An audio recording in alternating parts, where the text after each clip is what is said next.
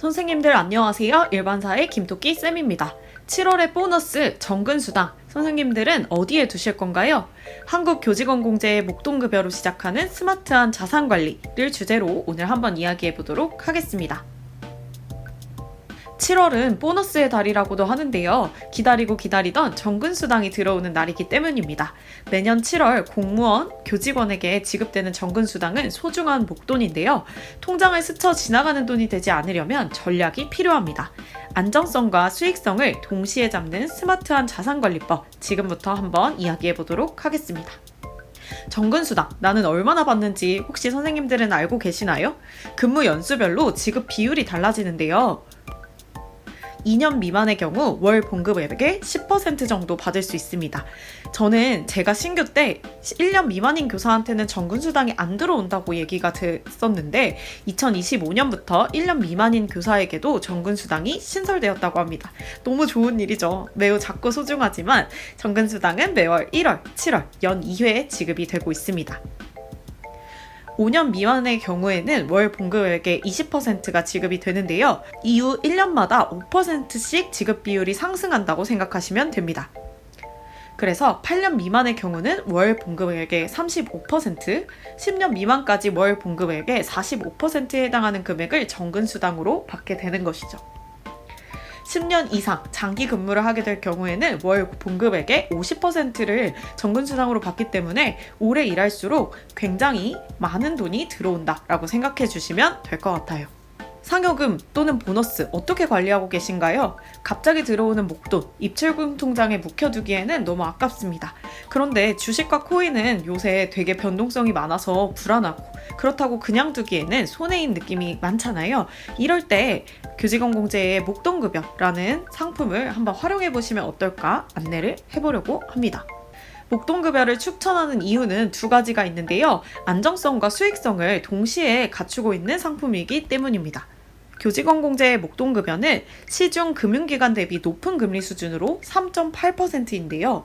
상대적으로 일반 시중은행의 예금이 낮기 때문에 보시면 시중은행 금리 현황을 봤을 때 예금 금리 1년 만기일 때 2026년 6월 30일을 기준으로 2.42%, 적금 금리 1년 만기일 때 2.53% 정도 됩니다. 그런데 이에 비해서 상대적으로 3.8%라는 높은 금리 수준이고요. 또 한국교직원공제법 제13조에 의거해 안정성이 지켜지고 있습니다.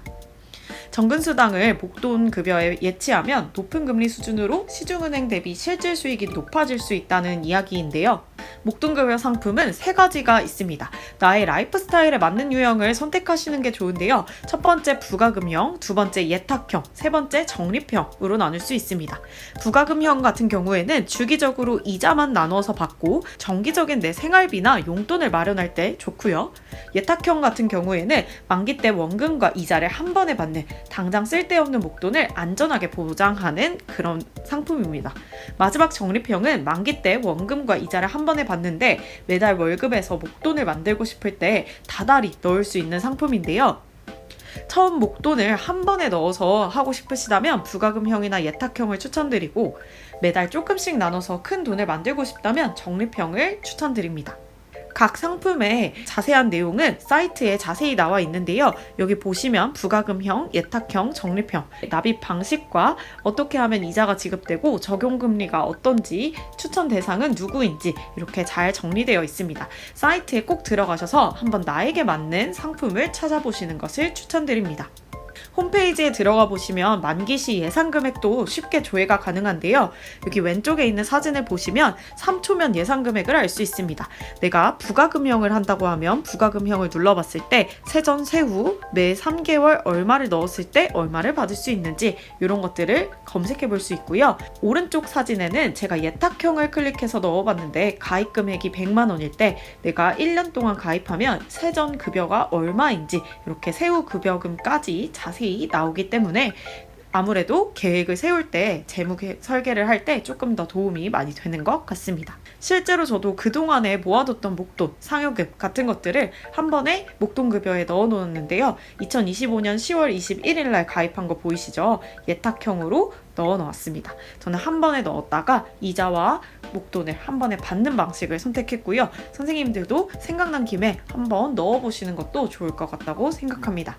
기쁜 소식은 7월 1일을 기준으로 이자율이 인상됐다는 것인데요. 3.5%에서 3.8%로 기준 이자율이 올라갔다는 점, 아주 좋은 소식이죠. 또 자세하게 알아두어야 될 내용은 여기 사이트에 보면 나와 있는 사진을 제가 캡처해 놓았는데요. 하나하나 읽어보시고 본인에게 도움이 되는지 살펴보신 후에 가입하시는 것을 추천드립니다. 보너스는 쓰는 것이 아니라 씹는 것입니다. 우리가 한 번에 들어오는 큰 돈이라든지 아니면 정기적이지 않게 들어오는 돈들을 어떻게 관리하느냐에 따라서 나중에 내가 목돈을 만들 수 있는지 없는지가 정해지는데요. 지금은 작게 느껴지는 정근수당이라고 생각할 수 있지만 이 금액도 한번 스마트하게 잘 관리해 보시면 어떨까요? 지금 바로 교직원공제 홈페이지 목돈급여를 검색해 보시면 좋을 것 같습니다. 남은 방학도 건강 유의하시고 더위에 지치지 않게 잘 수분 보충하시면서 지내시면 좋을 것 같습니다. 다음에 더 유용한 정보로 만나요. 안녕!